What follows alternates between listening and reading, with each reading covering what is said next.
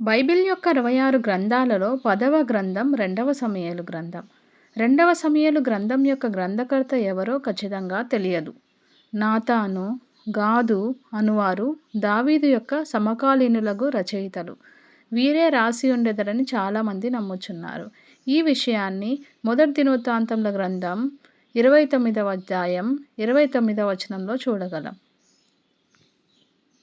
మొదటి సమూయేలులో మనుషుల రాజు సౌలు పతనమును చూచెదము. కానీ ఇందులో దేవుని రాజు దావీదు యొక్క ఘన విజయములను చూచెదము. 11వ అధ్యాయంలోని వృత్తాంతము దేవుని హృదయానుసారుని జీవితము తెల్లని తెరపై మాయని మచ్చ. క్రీస్తు మనకు రాజయ్యుండుట మాత్రమే కాక మన హృదయ సింహాసనము నధిష్ఠించి సమస్తమును ఏలువాడై ఉండవలనన్నది ఈ గ్రంథం యొక్క ముఖ్యాంశము. స్వజీవితములో ఓడినను ప్రభువును గూర్చిన పనులలో దావీదు ఎన్నడూ ఓడినవాడు కాడు. తన రాజ్యములో రవ్వంత కూడా విగ్రహారాధన లేకుండా చేసిన ఘనుడితడే.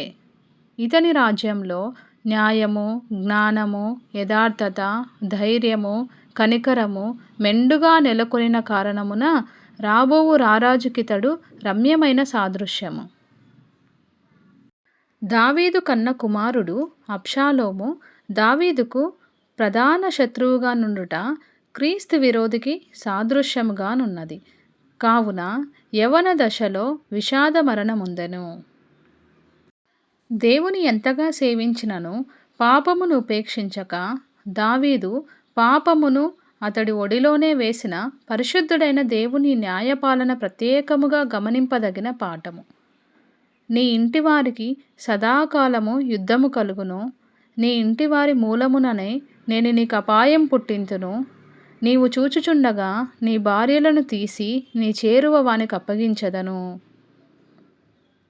విశ్వాసి, హెచ్చరిక తీసుకో.